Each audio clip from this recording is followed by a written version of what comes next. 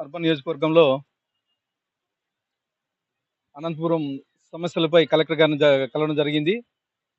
ముఖ్యంగా వేణుగోపాల్ నగర్లో దాదాపు 10 ఏళ్ల కిందట ఒక రోడ్డు నిర్మించారు, ఎన్టీఆర్ మార్గు.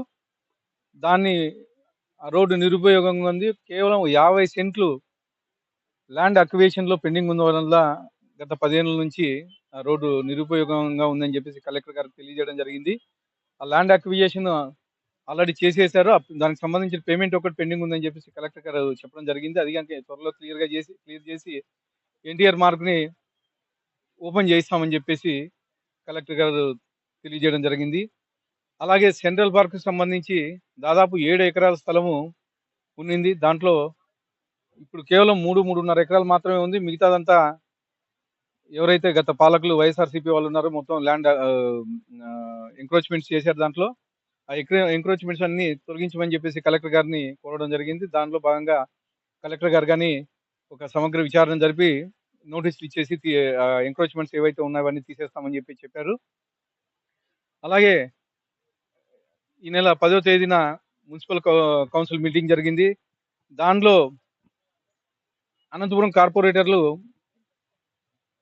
మున్సిపల్ కార్పొరేషన్లో చాలా అవినీతి జరిగింది గత 5 ఏళ్లలో అని చెప్పేసి తెలియజేయడం జరిగింది. డంపింగ్ యార్డ్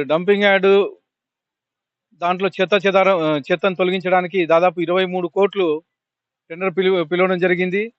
చెత్త తొలగించుకోకుండానే ఈ వైఎస్ఆర్సీపీ నాయకులు ఎవరైతే ఉన్నారో, కాంట్రాక్టులు ఎవరైతే ఉన్నారో వాళ్ళు ఈ చెత్త పేమెంట్లు తీసుకోవడం జరిగింది.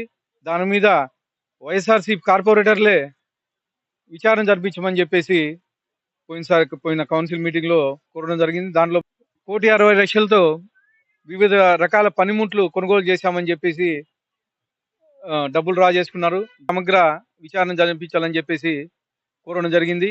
ఇలాంటివి అనంతపురం మున్సిపాలిటీలో చాలా జరిగాయి. దాని మీద అన్నిటి మీద సమగ్ర విచారణ జరిపించి ఏదైతే గత పాలకులు ఎవరైతే ఉన్నారో వాళ్ళ మొత్తం అవినీతి పాలన చేశారు. అనంతపురం మున్సిపాలిటీనే అంటానే అవినీతి పాలన అనేది బయట పబ్లిక్ లో ఉంది. దాన్ని పోగొట్టాలని చెప్పేసి కలెక్టర్ గారిని కోరడం జరిగింది. దీనికి